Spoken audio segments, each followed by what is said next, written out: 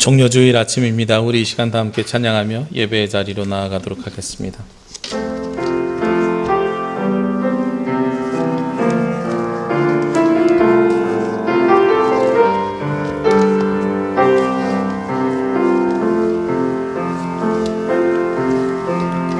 나는 하나님을 예배하는 예배자입니다.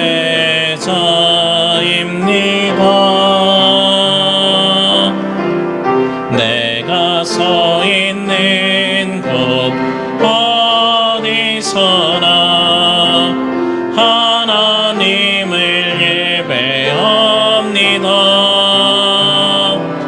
내 영혼 거룩한 은혜를 향하여 내 마음 완전한 하나님 향하여 이곳에서 바로 이 시간 하나님을 예배합니. 내 영혼 거룩한 은혜를 향하여 내 마음 완전한 하나님 향하여 이곳에서 바로 이 시간 하나님을 예배합니다.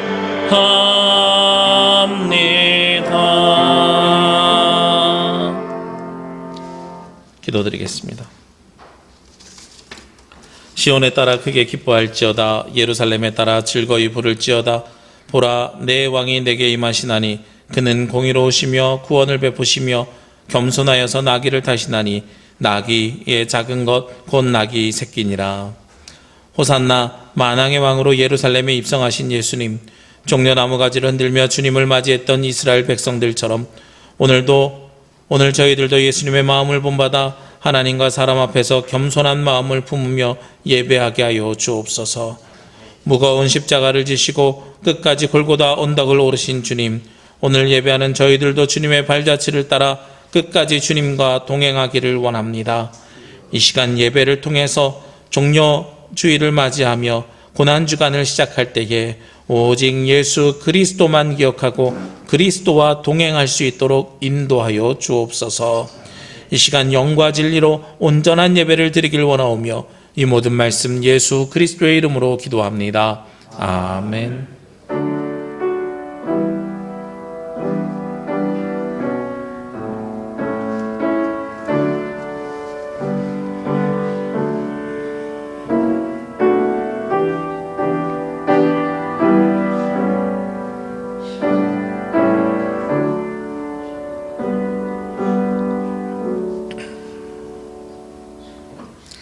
교동문은 129번 종료주일 말씀입니다.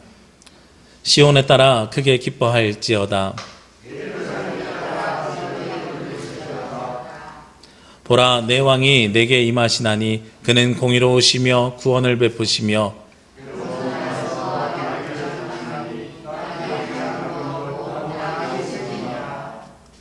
내가 에브라임의 병거와 예루살렘의 말을 끊겠고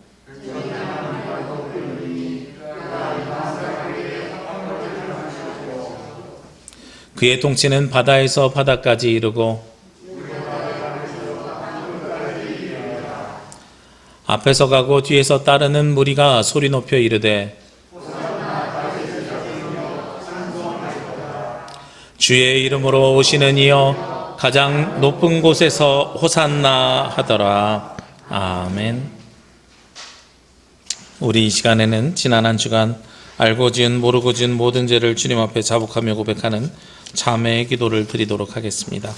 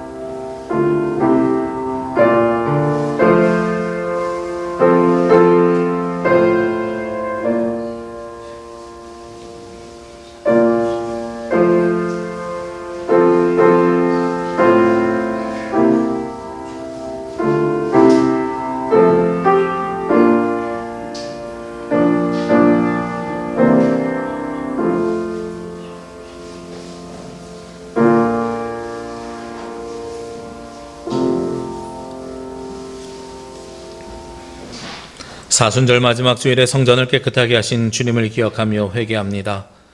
저희들의 육체 또한 성령님께서 거주하시는 성전이지만 저희들은 이 육체를 가지고 더럽고 추악한 죄를 지으며 살아왔습니다.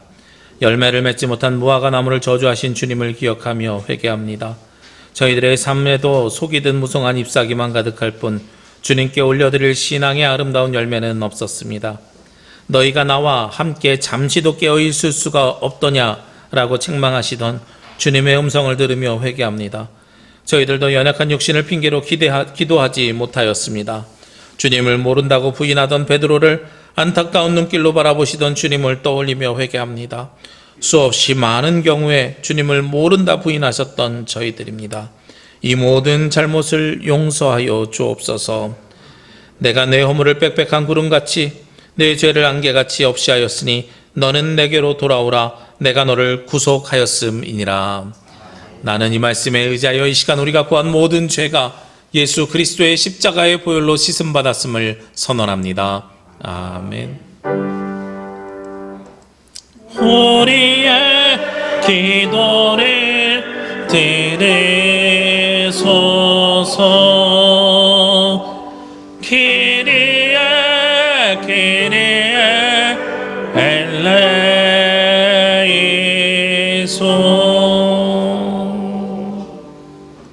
다 함께 사도신경으로 우리의 신앙 고백을 하나님께 드리겠습니다. 나는 전능하신 아버지 하나님 천지의 창조주를 믿습니다. 나는 그의 유일하신 아들 우리 주 예수 그리스도를 믿습니다.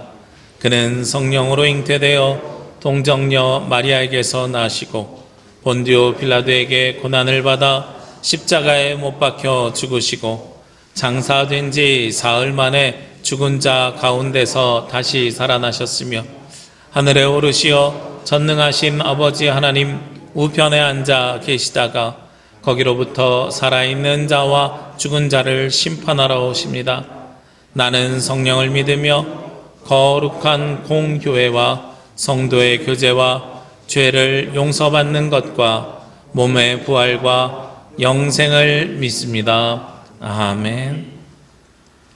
다 함께 찬송 149장 찬송 드리겠습니다.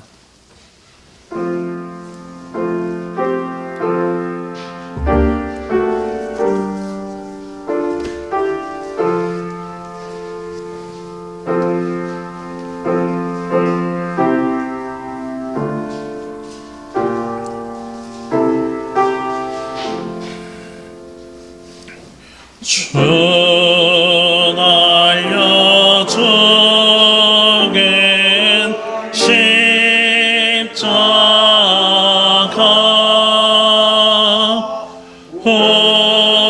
우리가 생각할 때에 세상에 욕심을 헛된 줄 알고 버리네. 주 계신 구주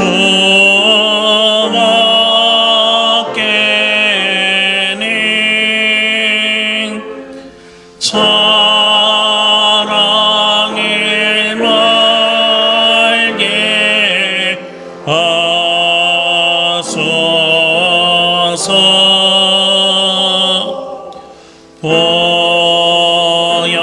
보여내고 너희 입어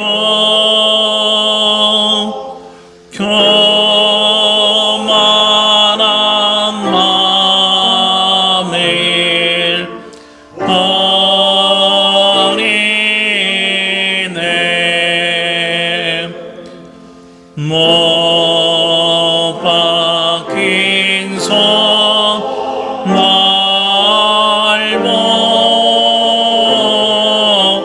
날보니 긴 자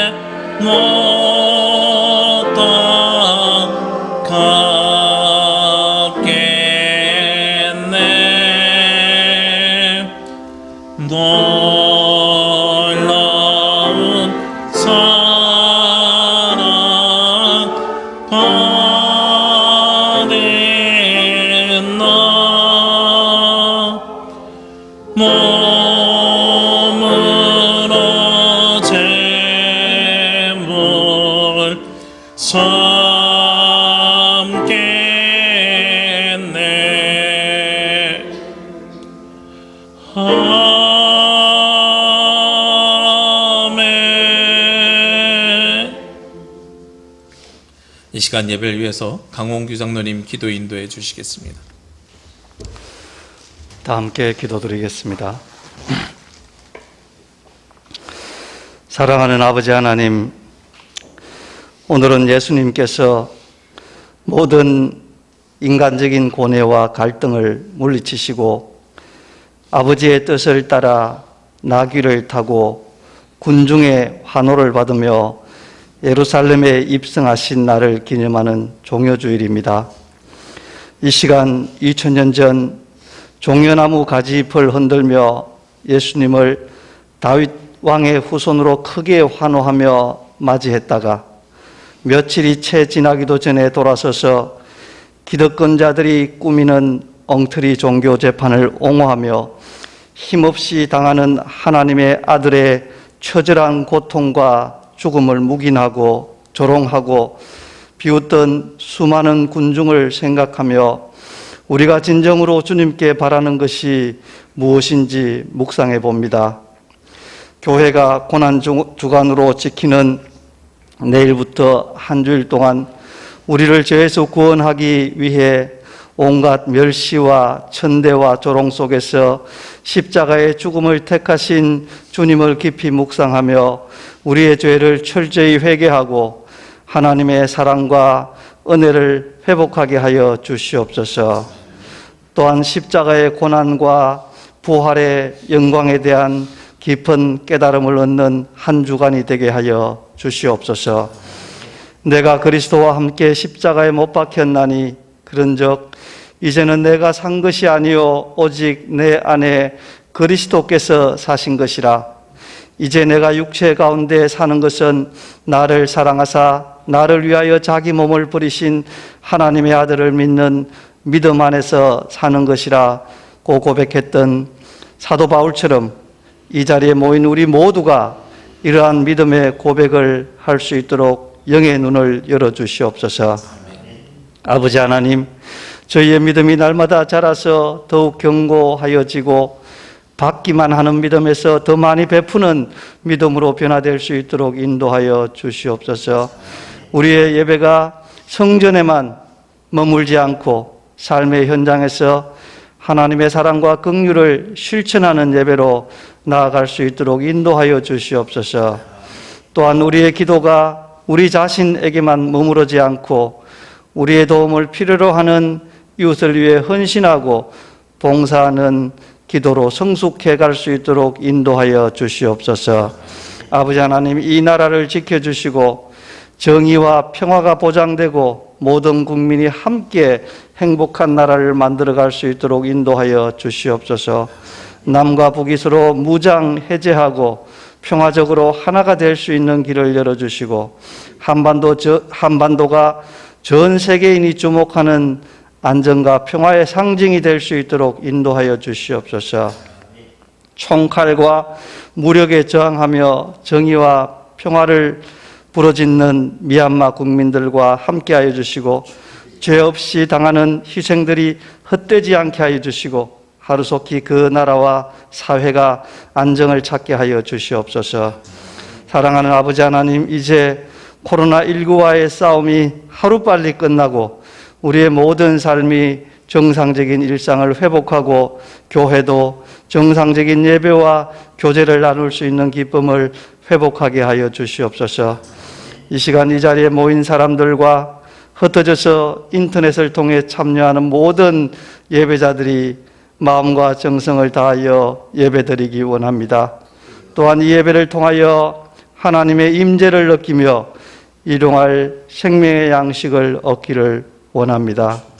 예배를 인도하는 목사님과 함께하여 주시고 오늘 우리에게 필요한 말씀을 전하게 하여 주시옵소서.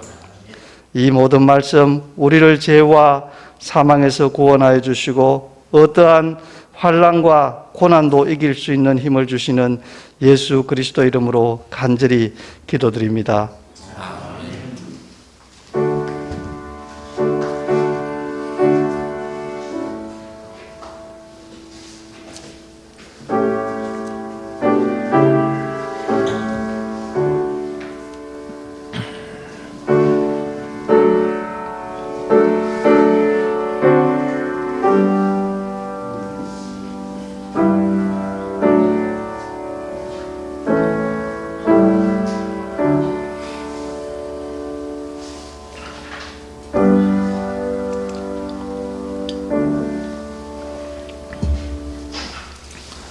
오늘 말씀은 에베소서 4장 30절에서 32절 말씀입니다.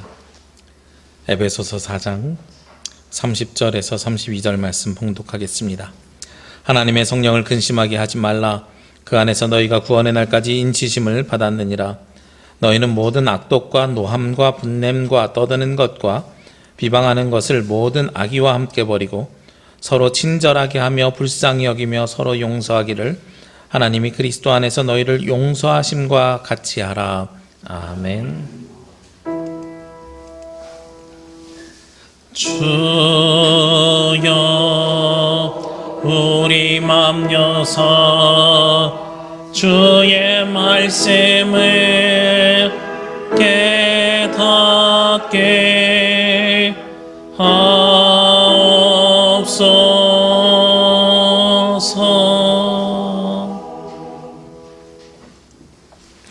오늘도 이 시간 각자의 자리에서 그리고 주님 앞에 나와서 예배하는 모든 분들을 주의 이름으로 환영합니다. 오늘은 종려주일입니다. 예수님이 십자가에 달리시기 전에 예루살렘에 입성하셨어요. 그리고 그 입성하는 예루살렘에 입성하는 예수님을 종려나무 가지를 들고 예루살렘에 있는 군중들이 환영했습니다. 호산나 호산나 다윗의 자손이여. 그것을 기념하는 주일이 종려주일입니다. 그리고 이번 한 주간을 고난주간이라고 부릅니다. 예수님께서 성전을 정화하심으로 시작하여서 우리 제자들의 발을 씻겨주시고 그리고 성금요일에 최후의 만찬 이후에 십자가에 달려 죽으시기까지 예수님이 고난을 당한 주간을 고난주간이라고 합니다. 이번 한 주간 우리 성도님들에게 부탁드리기는 조금 불편한 삶을 사시면서 고난에 동참하시기를 원합니다. 예수님이 살으셨던 것처럼 우리가 십자가를 지고 어려운 삶을 살아갈 수는 없을 것 같아요. 그러나 조금은 불편한 삶을 통해서 우리가 그리스도의 고난에 동참하기를 원합니다. 제가 지난 한 해 동안 관심 있게 했었던 일 중에 하나가 환경에 대한 공부를 하는 거였습니다. 코로나19를 맞이하면서 하나님께서 만드신 이 아름다운 세상이 파괴되고 있고 그리고 이것을 어떻게 하면 우리가 회복할 수 있을까를 공부했고요. 그것을 공부하는 과정 속에서 탄소를 줄이는 것이 중요하고 쓰레기를 줄이는 것이 중요하다.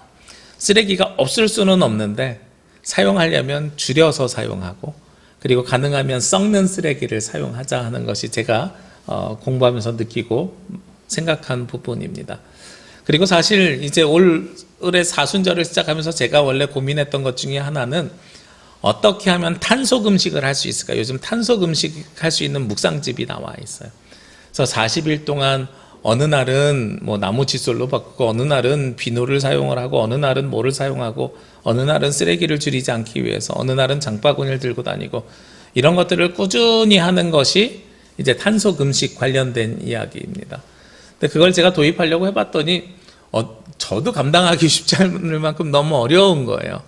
그래서 그것을 하는 것보다 올해는 그래도 묵상을 좀 드리면 좋겠다라는 생각을 좀 해봤고요. 그리고 그럼에도 불구하고 이번 한 주간은 여러분들이 탄소 금식을 좀 함을 통해서 줄여보셨으면 좋겠어요. 제가 작년에 앓은 것 중에 하나가 예상하지 못했던 것이 돼지고기, 소고기를 그리고 닭고기를 우리가 많이 먹잖아요. 드시지 말라는 게 아니고 지구의 적정량의 6배를 키우고 있답니다. 사람들이 많이 먹기 위해서. 물론 단백질 섭취해야 되고 지방도 먹어야 되고 필수 영양소입니다만 6배를 키우니까 그 6배가 숨 쉬면서 내뿜는 탄소, 그리고 그들이 먹기 위해서 만드는 사료, 배송하기 위해서 사용하는 운송, 이런 데가 다 환경 오염을 가지고 오는 거예요. 그래서 환경운동을 하시는 분들은 뭐 채식주의자들만 있는 건 아니지만 일주일에 날짜를 정해서 이날만큼은 우리가 육류를 섭취하지 맙시다, 이런 이야기를 하기도 한다고 해요. 우리는 뭐 이제 자라나는 아이들도 있고 고기를 전혀 먹지 말라 이럴 수는 없지만 그런 것도 있으니 생각은 해보면서 살아가야 될 필요는 있겠다는 생각을 해보게 됩니다. 그러면서 제가 요즘 뭐 무엇을 사든지 어떤 고민을 하면서 사냐면, 이제 성도님들에게도 지난번에 우리 성서통독 선물을 드렸잖아요. 드릴 때도 어떻게 하면 포장지도 썩는 걸 사야 되나, 이걸 제가 고민하기 시작했어요. 전에는 예쁘고 화려한 걸 샀는데 어떻게 하면 썩는 걸 사야 되나, 이걸 고민하기 시작하더란 말이에요. 모든 것들은 유통기한이 있는데 참 얄궂게도 플라스틱 케이스는 썩는데 오래 걸려요. 비닐봉지도 그렇습니다. 썩는데 1000년이 걸리고요. 우리가 살아있는 동안은 그것을 썩는 데를 못 보는 경우들도 왕왕 있습니다. 그래서 썩는 쓰레기를 만드는 것이 굉장히 중요한 것 중에 하나입니다. 그렇게 모든 것들에는 유통기한이 있습니다. 제가 대학교를 다니면서 좀 편하게 아르바이트를 하면서 다녔습니다. 대학교 1, 2학년 때는 어떤 아르바이트를 그냥 과외를 했어요. 과외를 하면서 학생들을 가르치고 일주일에 1시간, 2시간 이렇게 2번 방문하면서 40만 원, 50만 원 받으니까 한 3집 가니까요. 한 달 얻는 월급이 많은 거예요. 대학생 치고는 제가 차를 운전하면서 제 돈으로 기름 넣고 등록금 내면서 다닐 만큼 굉장히 여유롭게 살았습니다. 그렇게 살다가 제가 어느 날 그런 생각이 든 거예요. 제가 신학교 1학년부터 저희는 대학원을 졸업해야만 목사고시를 칠 수 있기 때문에 6년제인데 대학교 1, 2, 3, 4학년은 신학생으로 살지 말아야 되겠다. 무슨 이야기냐면 대학교 1, 2, 3, 4학년을 어디 가면 목사님 될 뿐이야, 뭐 이렇게 좀 거룩하게 표현하는 분도 있지만 좀 속되게는 새끼 목사 왔어 이렇게 하시는 분들도 있는데, 그렇게 목회자가 될 사람으로 살면 내가 보통 청년들의 삶을 모르고 일반인들의 삶을 모르겠다. 그래서 대학교 1학년 때는 돈도 많이 벌었으니까요. 어떻게 했겠어요? 학교 끝나면 학교에서 안 놀고요. 신촌 가서 놀고 강남역 가서 놀고 대학로 가서 놀고 대학생활 정말 즐겁게 잘 즐겼습니다. 대학교 2학년 때 뭐 하면서 살았냐면 수업만 끝나면 학교 앞에 당구장 가서 당구를 배웠어요. 그러면서 정말 그렇다고 제가 그쪽에 재능이 없어요. 잘 못 치더라고요. 1년 열심히 투자했는데. 그렇게 살았어요. 그러다가 대학교 3학년이 되면서 말씀드린 것처럼 과외하면서 돈을 계속 벌다가 야, 이렇게 삶을 사는 것이 괜찮을까? 그러면서 제가 아르바이트를 결정한 게 막노동을 하고 싶었는데 그건 엄두가 나지 않고, 그래서 선택한 것이 편의점에 가서 아르바이트를 했습니다. 편의점에서 밤 10시부터 아침에 6시까지, 7시까지 아르바이트를 하는데 낮에 하면 시급이 뭐 2,300원인데 밤에 하면 2,800원이래요. 그래서 야간 아르바이트를 하면서 밤에 아르바이트를 해봤습니다. 아르바이트를 하는데 옆에 있는 친구가요, 형 오늘은 저녁에 뭐 먹을 거야? 라고 물어보는 거예요. 이게 무슨 질문이냐면 밤에 아르바이트, 특히 8시간 이상 근무하는 사람들에게 식사를 제공해 주는 거예요. 그래서 당시 편의점에서 1,500원 이내에서 제가 아무거나 먹을 수 있는 거예요. 그리고 그걸 써놓고 그리고 그 영수증을 거기다 붙여놓으면 그냥 무상 처리가 됩니다. 그래서 삼각김밥이나 뭐 이런 것들을 골라서 먹을 수가 있겠죠. 근데 옆에 있는 친구가 딱 보니까 뭘 하냐면 삼각김밥 하나만 먹는 것이 아니라 몇 개를 먹습니다. 그래서 야, 너는 몇 개를 먹는데 왜 돈은 더 안 내니? 그랬더니 형, 이거 폐기물이에요. 이러는 거예요. 그게 무슨 얘기인가 봤더니 오늘로 예를 들면 3월 28일 오후 2시까지 뭐 김밥 같은 거는요, 편의점에 요즘 도시락 나와 있잖아요. 시간까지 다 정해 있습니다. 그 시간이 1분이라도 넘으면 딱 바코드 찍을 때 띡 하고선 팔 수 없다고 나와요. 그러니까 굉장히 정확한 거예요. 그리고 그건 폐기물이라서 먹어도 되는 겁니다. 유통기한이 지나면 먹어도 되는 음식인 거죠. 우리에게는 웬만한 것들이 다 유통기한이 정해져 있습니다. 근데 제가 늘 저희 아내한테 하는 이야기 중에 하나가 유통기한은 판매할 수 있는 기간이다. 저는 개인적으로는 유통기한이 지난 음식도 뚜껑 열어서 냄새 안 나면 그냥 먹거든요. 어디서 증명할 수 있냐면 한 과학자가요, 배가 난파가 돼가지고 무인도에 갔는데, 그런데 떠내려오는 통조림을 잡아서 먹었는데 제조된 지 그 유통기한이 100년이 지난 음식이었다는 거예요. 근데 따서 먹었는데 아무 이상이 없더래요. 그러니까 유통기한은 우리가 판매할 수 있는 기간이지 먹을 수 있는 섭취 기간이랑은 다른 이야기예요. 근데 우리는 유통기한을 지켜서 유통기한이 지난 것들은 폐기해버립니다. 우리의 삶에 음식만 유통기한이 있을까요? 예전에 한 기사를 본 적이 있습니다. 사랑에도 유통기한이 있다. 그래서 그것이 생각나서 말씀을 준비하면서 다시 한번 기사를 찾아봤어요. 그랬더니 영화까지 만들어져 있어요. 프랑스에서는. 사랑의 유통기한이 며칠인지 아십니까? 900일, 약 3년 정도 된다 그래요. 3년 정도 지나면 남녀 간의 사랑이 더욱더 사랑의 호르몬이 분비되지 않고 거기에 무뎌진다는 거예요. 물론 사람마다 개인차가 있을 수 있겠지요. 근데 이런 이야기를 하면 3년 이상 부부로 살고 계신 분들은 지금 그럼 뭐냐? 정으로 사시는 거죠.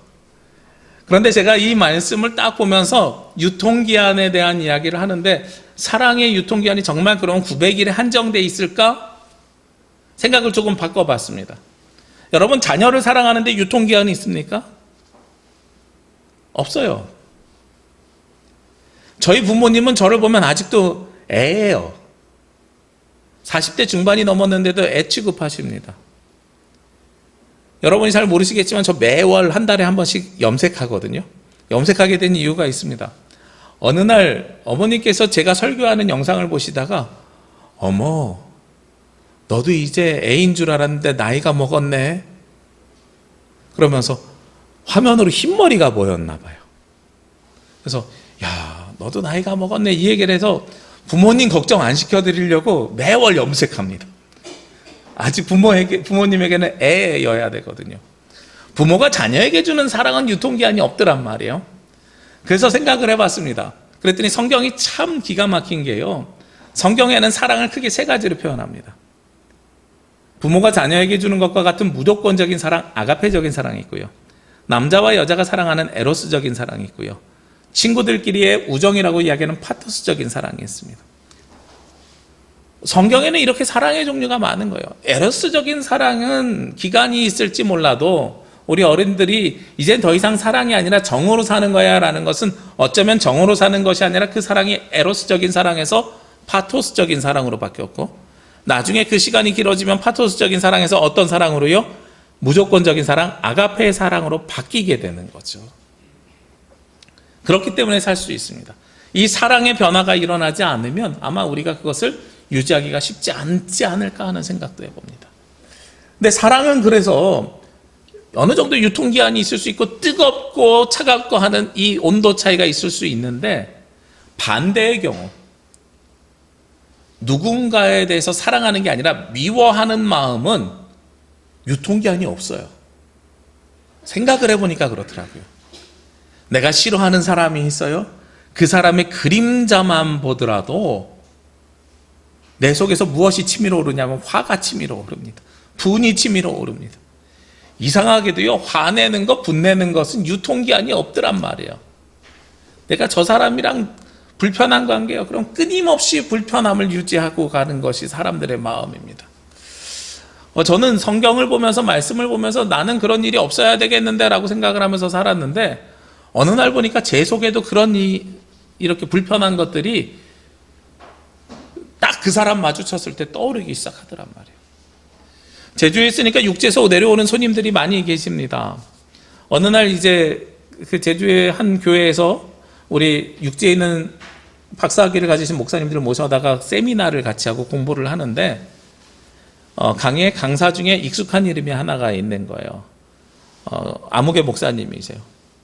근데 이분이 이제 박사학위를 받고 제주에 있는 목회자들에게 강의를 하러 왔는데 제가 그 강의를 들어가기 싫어지는 거예요. 세 분이 강의하는데 중간에 그 시간에 너무 들어가기 싫은 거예요. 왜 그러냐면 제가 대학교 한 3, 4학년 때쯤 4학년 때인가 대학원 다닐 때였던 것 같아요.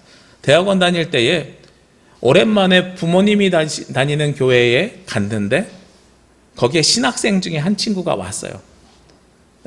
중간에 친구가 소개시켜줘요. 여기는 내 친구 성진이야. 지금 한신교에서 전도사님 하고 있어. 여기는 내 친구 누구야. 이제 한신대학교 1학년 입학했어. 저랑 친구인데 저는 대학원 다니는데 나이가 같은데 그 친구는 입학했대요.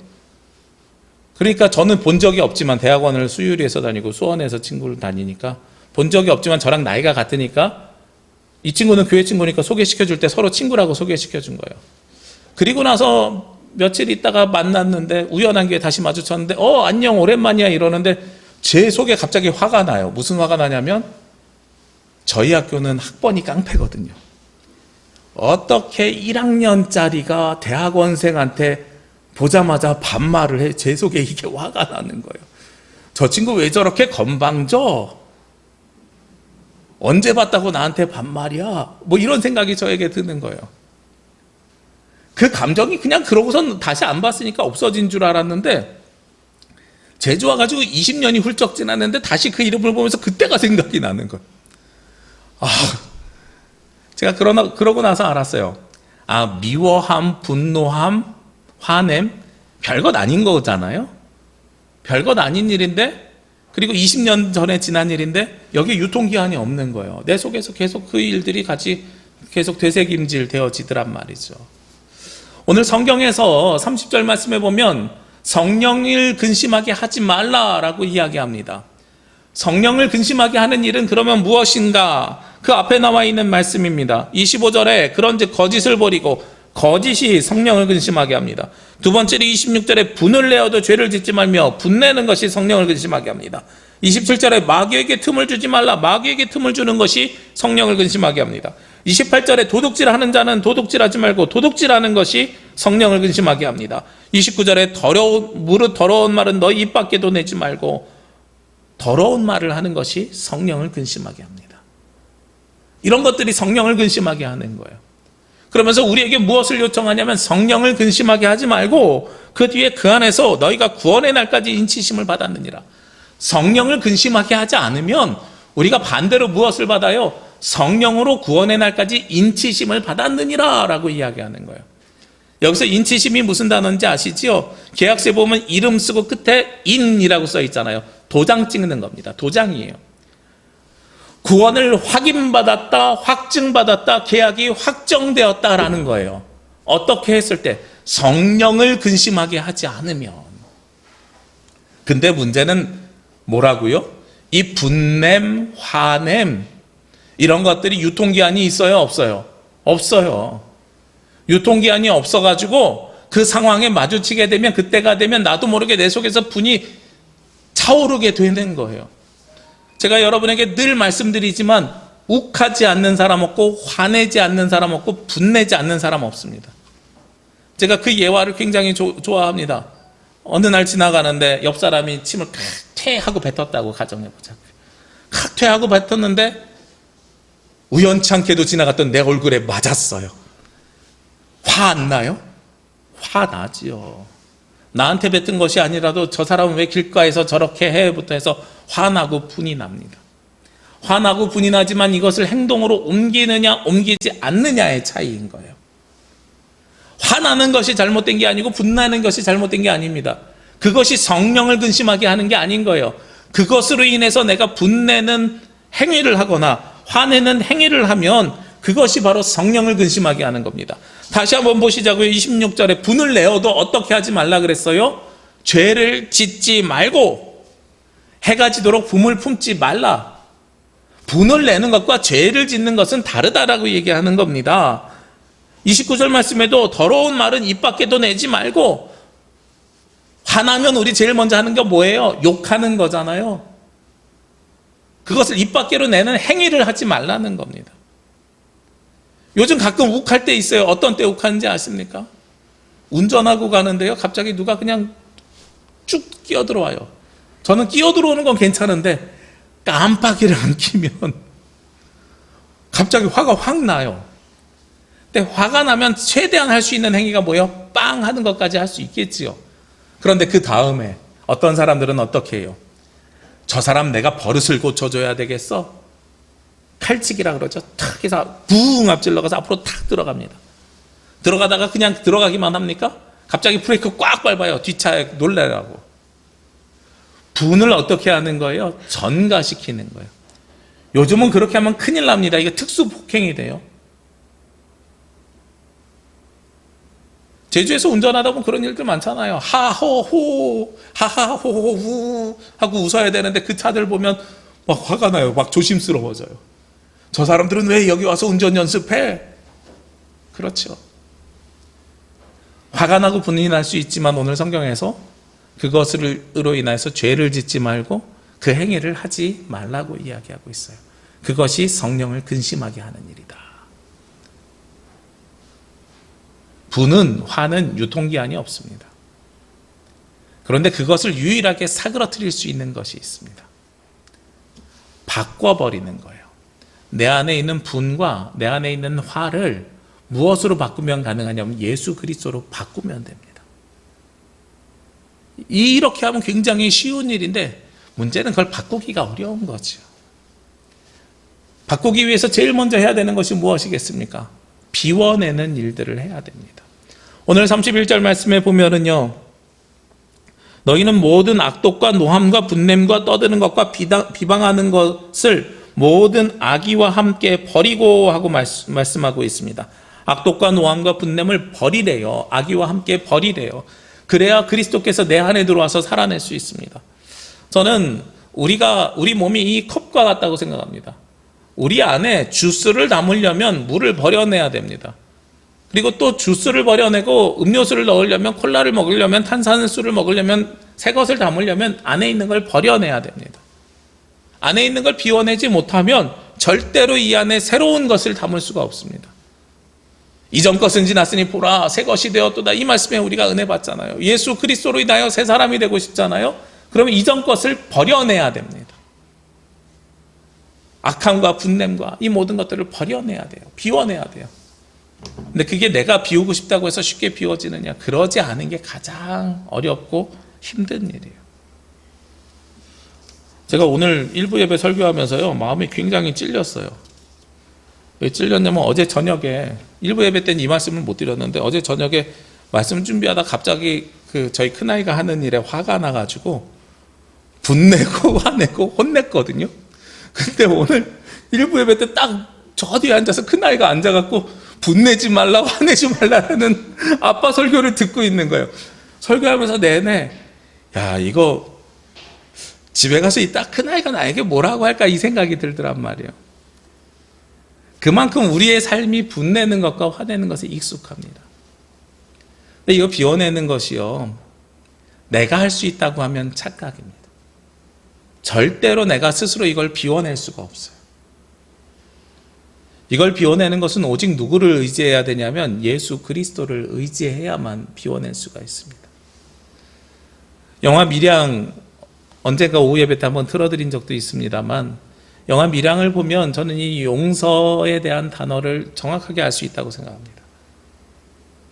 전도연이라는 여주인공이 나오고요, 학원 선생님이 아이를 납치해서 돈을 요구하고 유괴해서 나중에 아이를 죽여버리지요. 전도연이 예수님을 믿겠다고 결정하고 예수님처럼 자기도 용서하겠다고 감옥에 가서 면회하는 순간에 유괴범이 나는 하나님으로부터 용서함 받고 모든 구원 받았습니다 라고 이야기할 때 속에서 분이 차올라요. 그리고 전도연이 하나님에 대한 복수를 하기 시작합니다. 이게 영화 밀양에 대한 내용입니다. 왜 이런 일들이 생겨날까? 용서의 주체를 내가 하는 것이라고 생각하고 분냄과 화냄을 비워내는 주체를 나라고 생각하기 때문에 그래요. 그 주체는 내가 아니고요, 철저하게 그리스도여야 합니다. 오늘 32절 말씀에 보면 서로 친절하게 하며 불쌍히 여기며 서로 용서하기를 어떻게 하라고요? 하나님이 그리스도 안에서 너희를 용서하신 것 같이 하라. 하나님이 우리를 용서하신 것처럼 너희도 하라는 거예요. 그러면 하나님이 하신 모습을 보고 따라서 해라, 이렇게 하기가 쉬운데 그게 아니고요, 이 말씀을 우리가 바꿔서 해석해야 돼요. 하나님을 의지해서 하나님께 간구함을 통해서 예수 그리스도의 보혈로 말미암아서 이 일들을 행해내셔야 됩니다. 절대로 나는 내가 다른 사람을 용서할 수 있을 만큼 덕이 있는 사람이 아니고요, 훌륭한 성품을 가진 사람이 아니더란 말이에요. 그것까지도 주님 앞에 철저하게 회개하고 주님을 의지해서 우리가 내려놓고 용서하고 그리고 내 속에 있는 모든 악독과 분냄을 버려내어야 됩니다. 그것이 바로 그리스도인들이 행하는 모습입니다. 예수님은 어떻게 하셨을까요?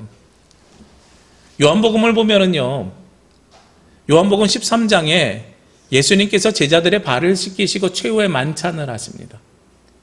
이번 주간이 고난주간이잖아요.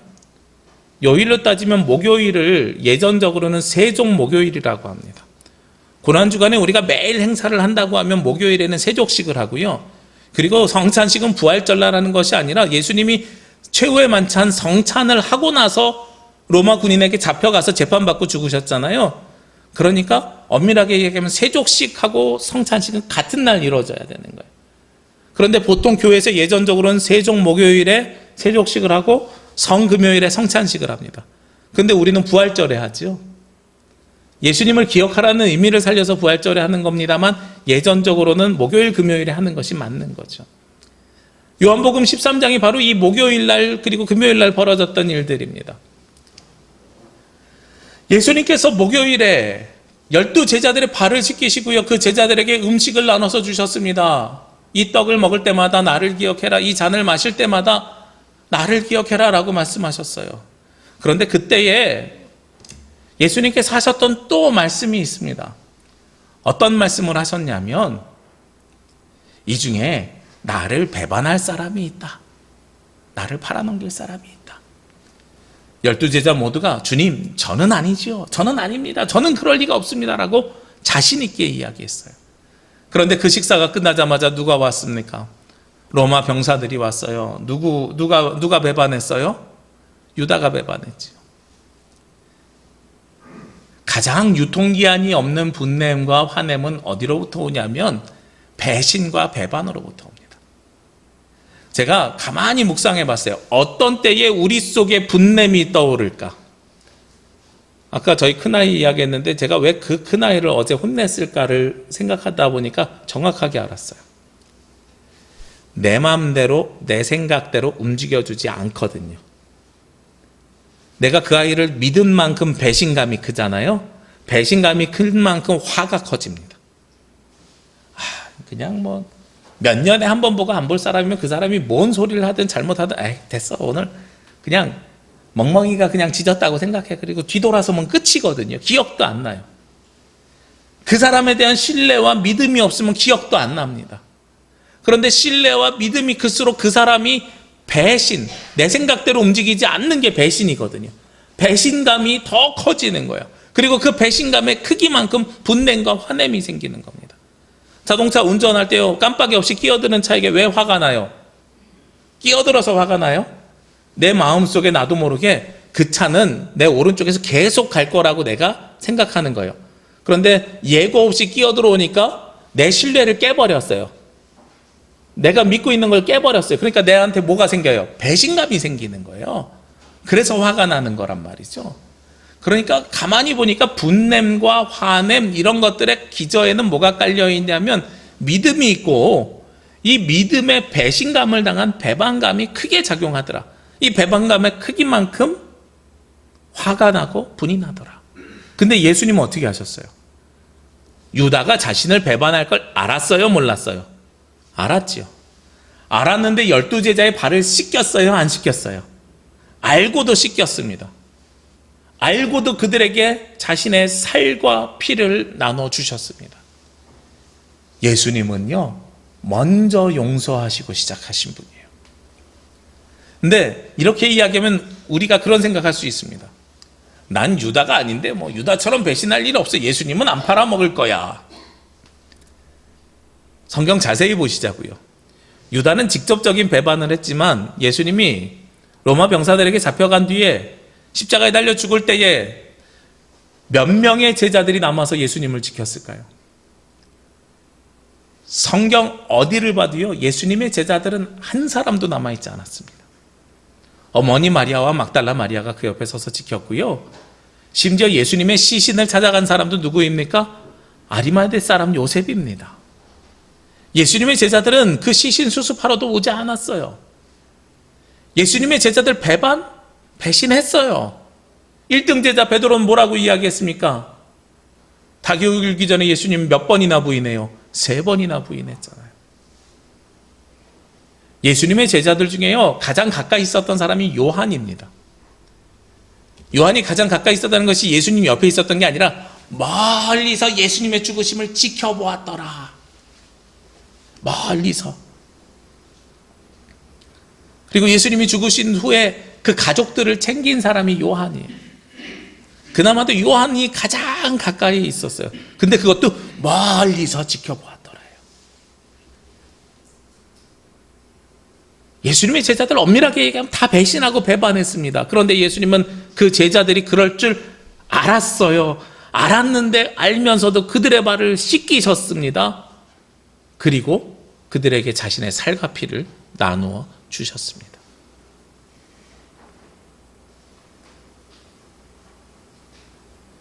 우리가 누구든지 다 분냄과 한냄이 있을 수 있고요. 그리고 누구든지 다 배신할 수밖에 없는 존재들입니다. 왜냐하면 우리는 미약하고 부족하고 연약하기 때문에 그렇습니다.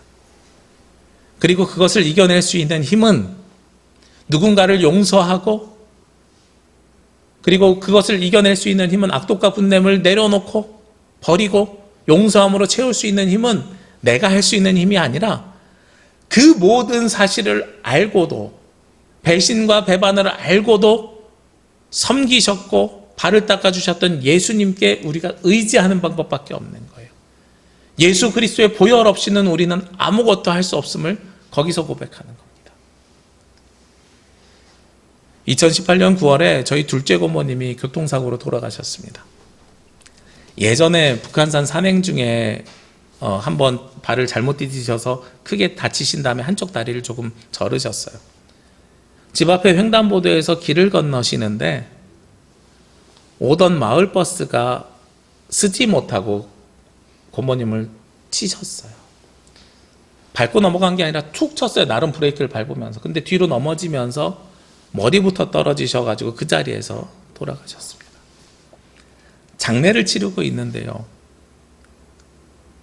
막내 고모가 저에게 물어보는 거예요. 성진아, 아니 목사님, 저 사람을 우리가 용서해야 되니? 우리가 저 사람을 용서할 수 있니? 어떻게 용서할 수 있니? 나의 가장 사랑하는 사람을 데리고 가. 하늘로 보낸 저 사람을 우리가 어떻게 용서할 수 있니? 제가 그 얘기를 듣는데 그 자리에서 대답을 못했어요. 정답은 알고 있거든요. 원수도 사랑하라고 하셨고 용서하라고 하신 그 정답은 알고 있는데 마음으로 용서가 되느냐라고 스스로 물어봤을 때 용서가 안 되는 거예요. 나의 사랑하는 식구들, 가족들을 데리고 간 그 사람을 용서할 수가 없는 거예요. 그때 알았어요. 용서는 내가 하는 게 아니구나. 용서가 안 되는데 어떻게 해야 되겠어요? 용서가 안 되면 분을 품고 화를 내야 되겠어요? 아니요. 용서를 받아야 될 사람뿐만 아니라요, 용서를 해야 되는 사람도 하나님 앞에 기도하고 간구해야 됩니다. 그 용서의 주체는 내가 하는 것이 아니라 예수 그리스도의 보혈밖에 없기 때문입니다. 그렇기 때문에 내가 해야 되는 것이 아니고요, 내 마음을 다스리는 분은 누구셔야 되냐면 그리스도셔야 되는 거예요. 한참이 지난 다음에 알았어요. 인간적으로는 용서가 되지 않지만 그럼에도 그리스도께서는 하실 수 있느니라. 오늘 말씀은 용서하라고 이야기하지만 서로 하라고 이야기하고 있습니다. 한 사람이 모든 사람을 용서할 수가 없어요. 그리고 우리 모두에게 하는 당연한 이야기지만 당연하지 않은 이야기입니다. 머리로는 알지만 가슴으로 하기 참 어려운 일입니다. 이 일들을 어떻게 서로 해나갈 수 있느냐?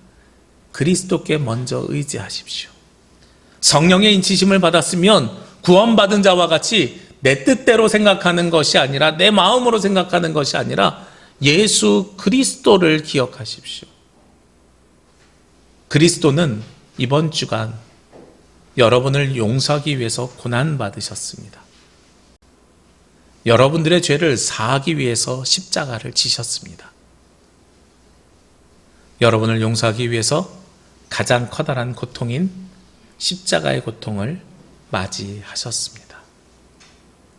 우리 이번 한 주간 그 고난을 묵상하시면서 유통기한이 없는 분냄을, 쓰레기와 같은 분냄을 쥐고 계시지 마시고 썩는 쓰레기와 같은 육신을 입은, 썩어져가는 육신을 입은 우리 몸이 오니 우리의 것은 버리고 오직 내 안에 그리스도께서 살아 역사하시는 한 주간이 되시기를 주의 이름으로 기도합니다. 기도드리겠습니다.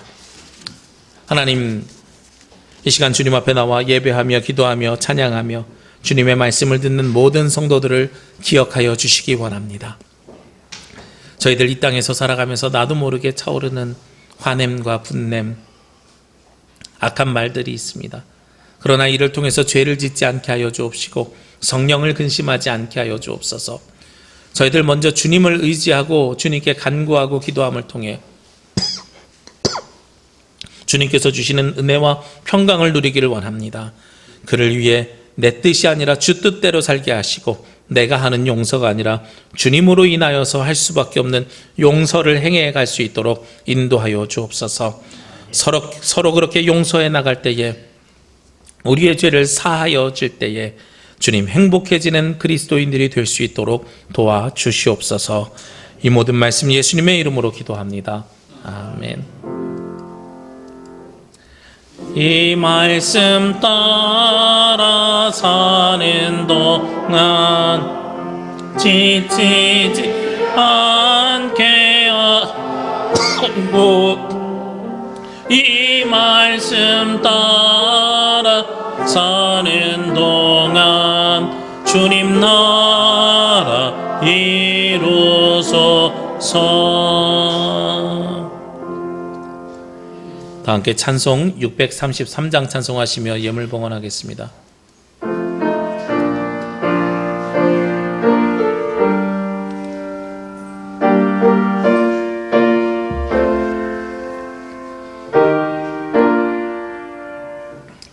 나의 하나님 받으소서. 주께 드리는 이 예물을 소리 높여 감사하오. 주께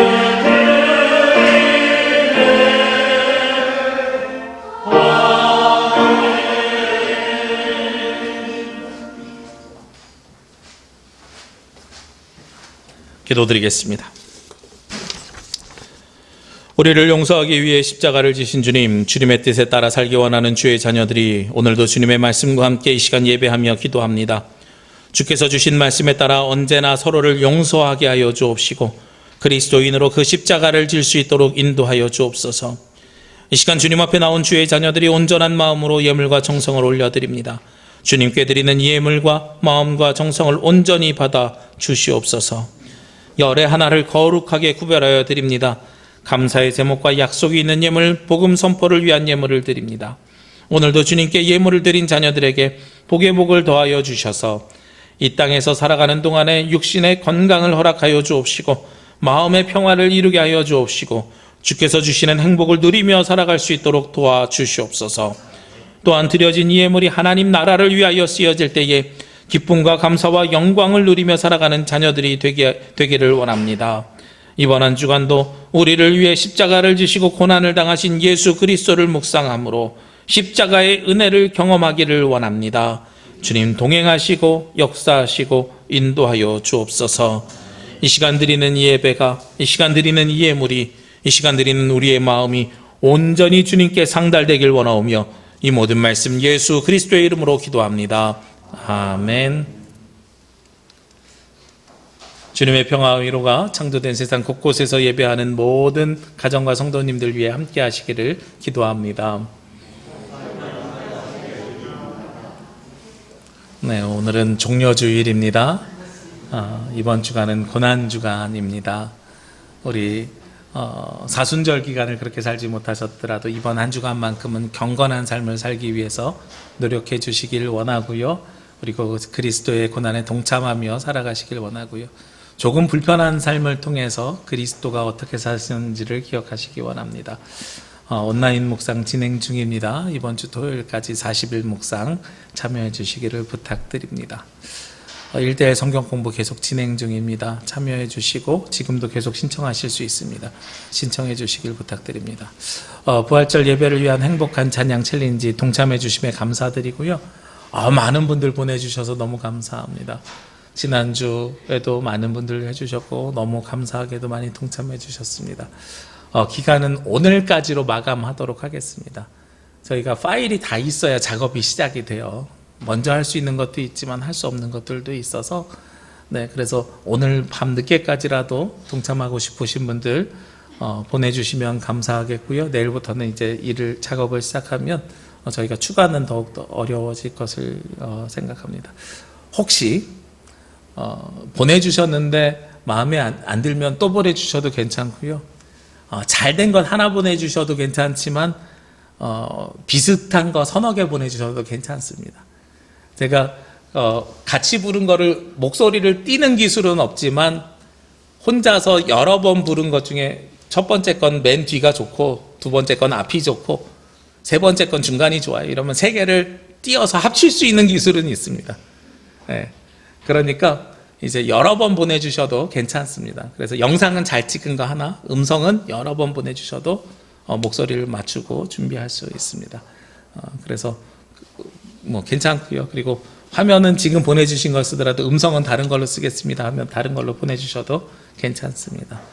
그래서 해주시면 저희가 참여하도록 하겠습니다. 오늘 이 자리에 우리 오시지 않은 분들도 영상 보내주셨어요. 온라인으로 계속 몇 달째 예배 드리는 분들도 보내주셨고, 그리고 여기에도 많은 분들이 보내주신 분들이 안 보내주신 분들보다 많습니다. 너무 감사합니다. 우리가 얼마나 아름답게 노래를 하느냐, 찬양을 잘하느냐도 중요하지만 저에게 있는 첫 번째 목적은 이 기간을 통해서 화려하지 않아도 정결하게 사는 삶, 가진 것이 적어도 감사하며 사는 삶을 경험하기 위함입니다. 가사를 계속 기억해 주셨으면 좋겠고요. 여러 가지 감사 제목들이 있는데 저에게 이번 행복한 찬양 챌린지 하면서 우리 일부 예배 나오는 한 분은 우리 교회 나온 적이 없는 딸 둘과 같이 불러서 보내주셨어요. 꽤 의미 있는 일이라고 생각합니다. 아직 예수님을 모르고 복음을 모르지만 엄마 혼자 노래 부르기 쑥스러우니 같이 합시다 해서 연습해서 보내주시는 것도 꽤 의미 있는 일입니다. 여러 모양의 감사들이 생겨나고 있습니다. 우리 더욱더 많이 동참해 주시기를. 보내주시는 분이 많으면 제 일이 많아지는 거거든요. 그래도 행복합니다. 함께 동참해 주시기를 부탁드립니다. 제주노회 99회기 새로운 임원들이 선출되었습니다. 우리 잘 진행될 수 있도록 기도해 주시기를 부탁드립니다. 우리 주보에는 없지만 한 가지 광고를 드리려고 합니다. 우리 김선창 장로님이 방사선 치료를 받고 계시는 중에 있습니다. 그래서 매주 월요일에 서울에 가서 치료를 받으시고 금요일 날 오셔가지고 오늘도 예배 오셨어요. 그래서 매주 월요일부터 금요일까지 방사선 치료를 받기 위해서 서울로 오가고 계십니다. 오가는 길 안전할 수 있도록 기도 부탁드리고 잘 치료될 수 있도록, 그리고 잘 회복될 수 있도록 기도해 주시길 부탁드립니다. 감사하게도 담당의가 저랑 친한 그 교회 동생이 돼가지고 따로 선생님이랑 통화를 해봤더니 잘 될 것 같습니다. 이렇게 의사 선생님이 의견 주셨어요. 우리 성도님들 잘 도와주시고 기도해 주시기를 부탁드립니다. 함께 찬양 드리겠습니다. 살아낸 만큼 사랑한 만큼.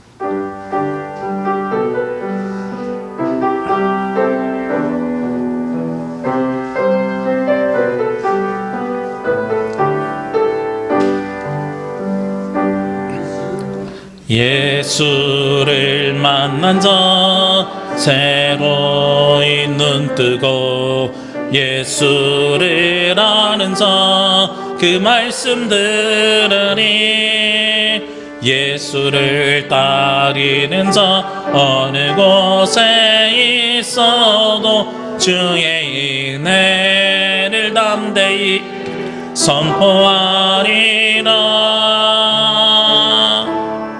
예수를 만난 자 새로이 눈 뜨고 예수를 아는 자 그 말씀 들으니 예수를 따르는 자 어느 곳에 있어도 주의 은혜를 담대히 선포하리라.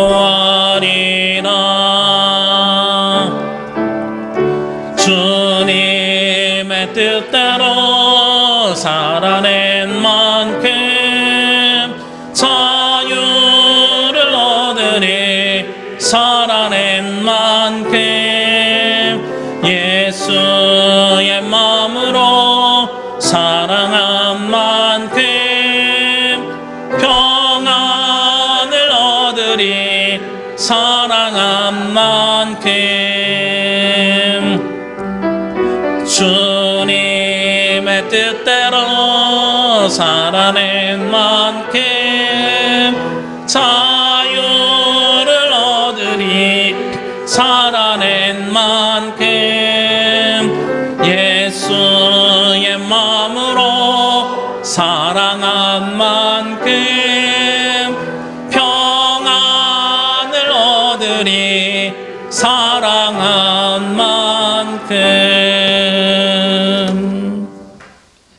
이제는 십자가에서 피 흘리시며 고통을 당하심으로 우리를 용서하시는 예수 그리스도의 은혜와 유통기한 없이 영원히 우리에게 무한한 사랑을 주시는 아버지 하나님의 사랑하심과 우리를 하나의 공동체로 세워 행복을 누릴 수 있도록 인도하시는 성령님의 역사하심이 주신 말씀에 따라 살면서 복된 삶을 누리며 서로를 위해 헌신하며 용서하며 사랑하기를 원하는 제주남부교회 모든 성도들 머리 위에와 이 시간 각자의 자리에서 하나님을 찬양하며 경배하며 예배하는 모든 가정 머리 위에 지금부터 영원까지 함께 하시기를 간절히 축원하옵나이다.